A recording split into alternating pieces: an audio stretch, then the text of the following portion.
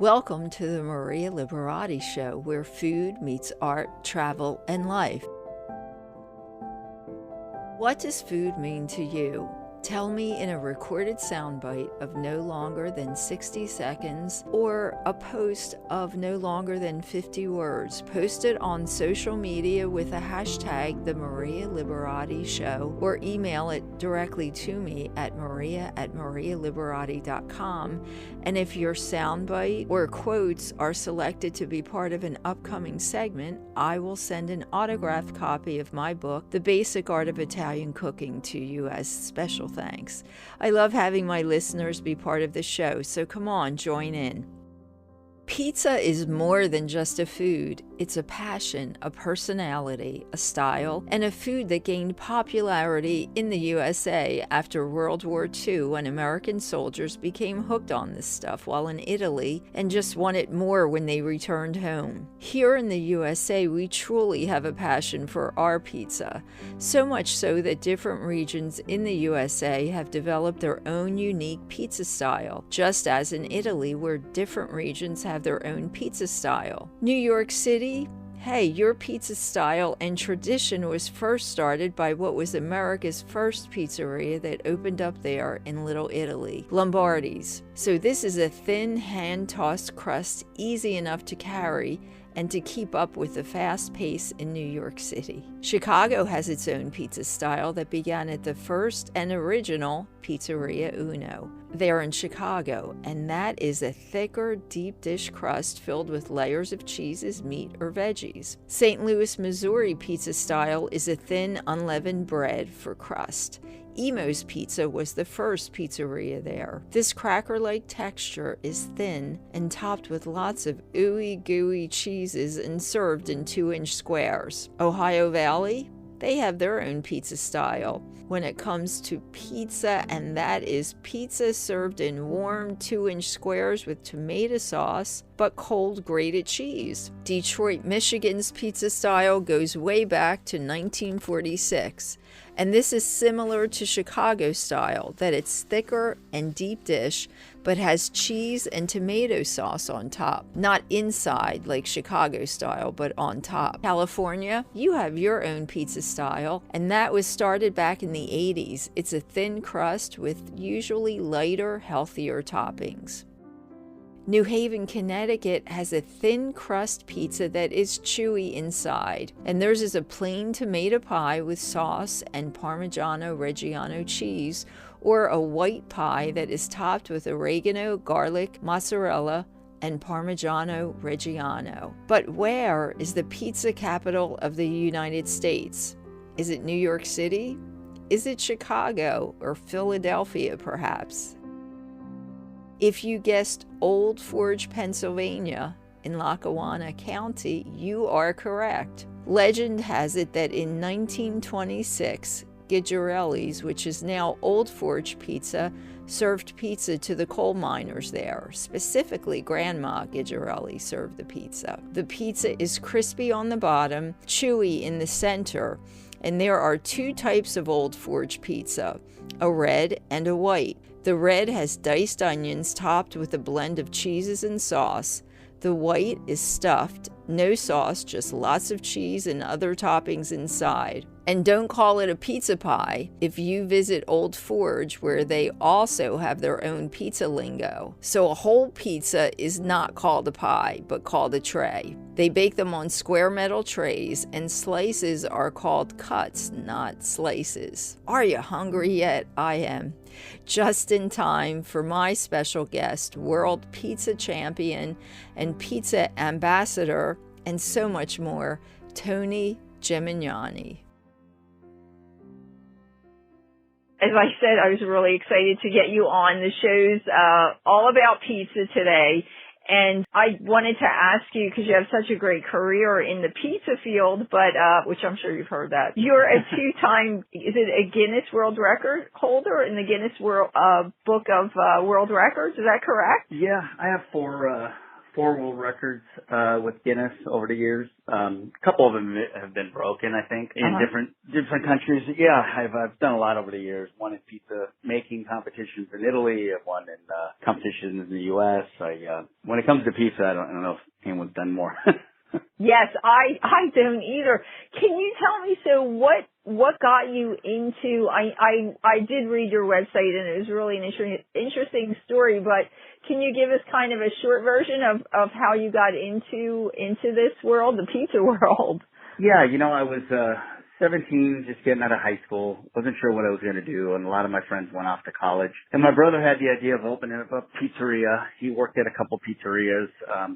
And he said, "You want to do this with me?" And I wasn't sure what I was going to do, so I ended up doing it, and I really fell in love with it. And that was right when I turned 18. So I've been making pizzas for about 30 years. I was with him for about 17, 18 years at a pizzeria called Paisano's Pizzeria in Castro Valley, California. And then after that, I really wanted to open up and venture off and do something. So I opened up Tony's Pizza Napolitana, over 11 years ago. Over 11 years ago, yeah, now. So. Wow. And you're the U.S. ambassador of the Neapolitan pizza, is that correct? Yeah, in Naples, they gave 3 ambassadorships. I was one of them, and they gave Spain and Japan. I won in Naples at the World Pizza Cup in Neapolitan pizza.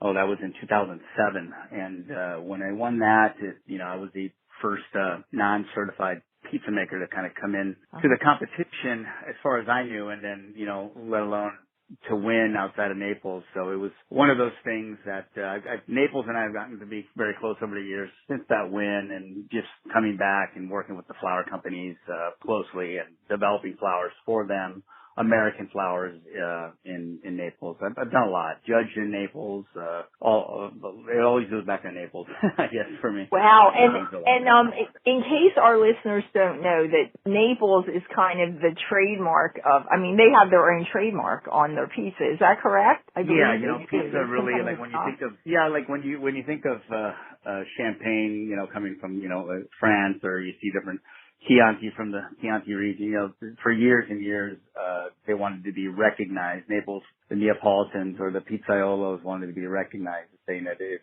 you make this pizza, it should be recognized as true Neapolitan pizza, like a Verace Pizza Napolitana.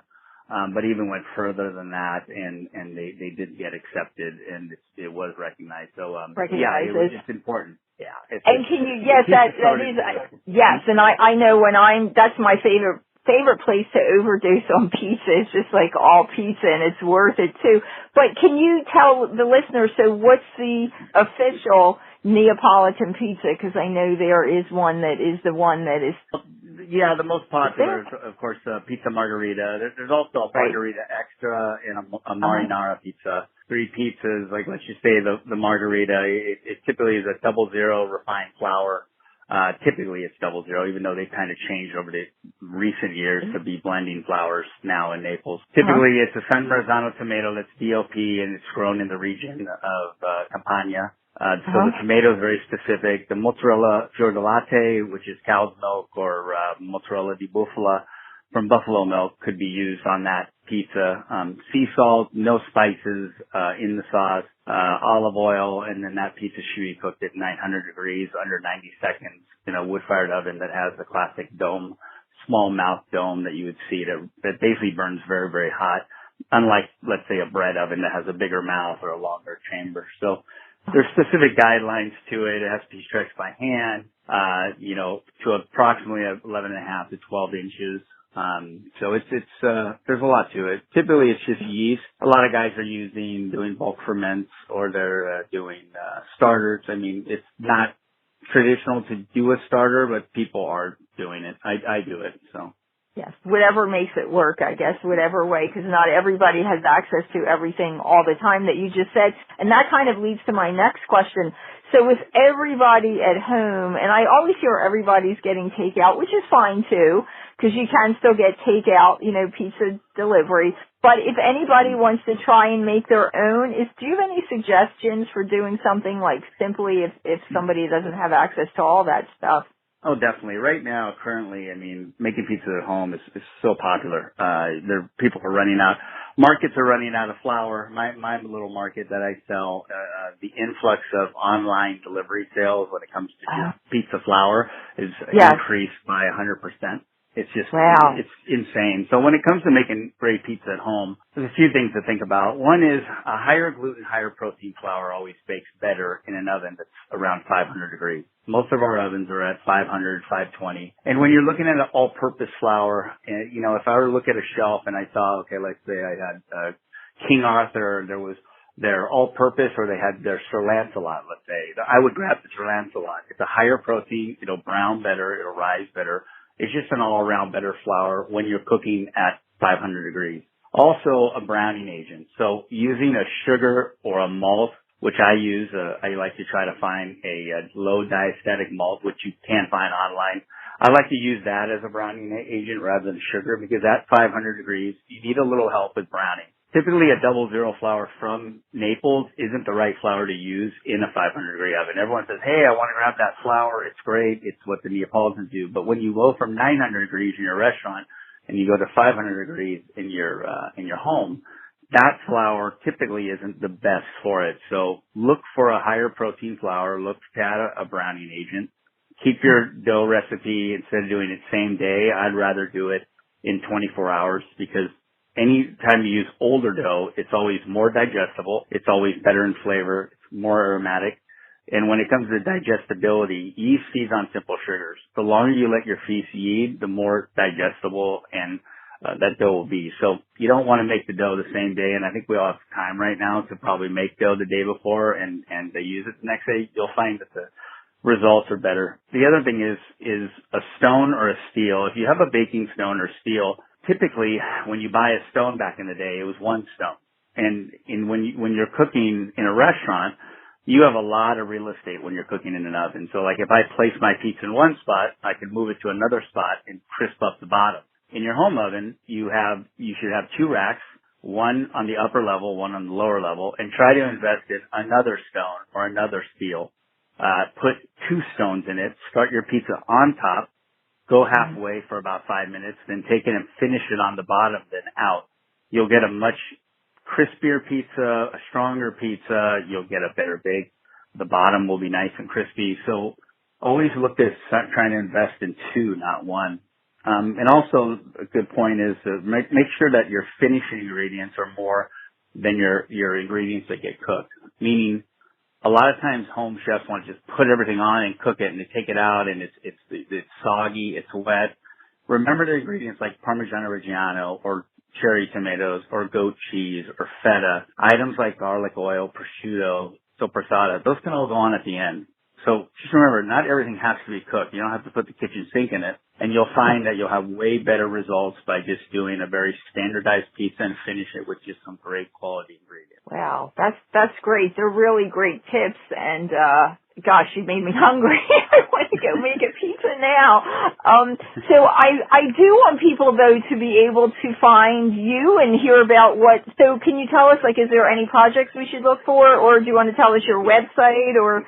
Yeah, definitely. I mean, there's home chefs out there. I wrote the Pizza Bible. Over the years, I've written 3 cookbooks, one children's book and 2 cookbooks, but the children's book actually had some recipes in it. But my most recent book, Pizza Bible, you can find that pretty much everywhere if you're looking to make Detroit-style pizza, St. Louis, Neapolitan, Roman, classic American, all the styles in there with the dough recipes. But some of my restaurants that I have are mostly based in San Francisco and Las Vegas, but I do have some in Sacramento. So I have Tony's Pizza Napolitana, Slice House, Pizza Rock. Those are the main ones, and a couple other places like Capo's. And if you're looking for ingredients, and you're looking for that specific flour, Giovanni's Specialties in San Francisco, we have a little website that my wife and I run the little market that we have, and we ship nationwide. All those home pizza makers actually order a lot. It's crazy right now. There's so much flour being sold. The retail bags are almost out pretty much everywhere, and now you're filling the order out of the 50-pound bags now. It's gotten to be pretty insane.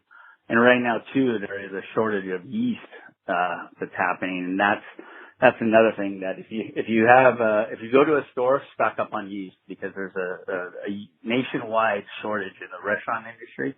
coming this week, and then it already almost hit the grocery store. So buy yeast.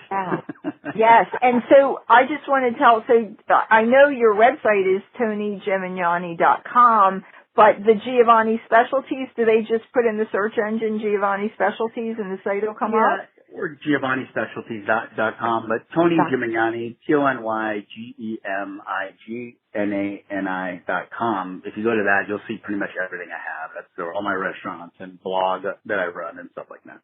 Yeah, and it's really interesting. I want to tell everybody, you got to go there. If you love pizza, it's definitely a site for you. My last question, Tony, for you, and I ask this to all my guests, what does food mean to you? Food means everything to me. Food's life, growing up, I grew up on an Italian farm, with my grandpa. Our family lived with my grandpa. We had 35 acres and we farmed and we almost lived off the land. I mean, when we ran out of basil, I'd run to the backyard or we'd pick apricots and get fava beans. So food to me is like my entire life. And it's watching my mom cook was probably the most special, times of my life when I came back from school waiting for my dad to come home from work. And then just sitting at the table with my grandpa with a jug of wine, and the bottom of the table, and he'd, fill his rosé with his rosé and fill his glass, and just remembering that. And every time you cook, you just try and cook and make it as amazing as it was as a child. I think it's special. Yes. And that's what I've been doing with my son, is really getting him into food. That's great. We have a little garden and we're farming and stuff, so food's very special. Yeah, it's communal and it's just love. Yes, thank you for that wonderful memory. That is a special memory. Thank you for that. Tony, thank you so much. Thank you again, and I will let you know when this is online. Hopefully we can get this going. Thanks again. Have a good one. Thank you.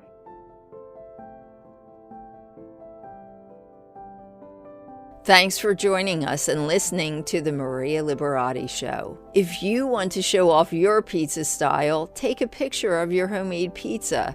Hashtag the Maria Liberati Show and post the photo on social media. We'll be gathering pictures and posting it on my website. Thanks to my producer, Britton Roselle, and this week's guest, Tony Gemignani of TonyGemignani.com. Go to my website, MariaLiberati.com, to keep up with my blog and the show and my book series, The Basic Art of Italian Cooking. And don't forget to post your answer to the question, what does food mean to you, in a recorded soundbite of no longer than 60 seconds or a post in no longer than 50 words, and post it with the hashtag The Maria Liberati Show.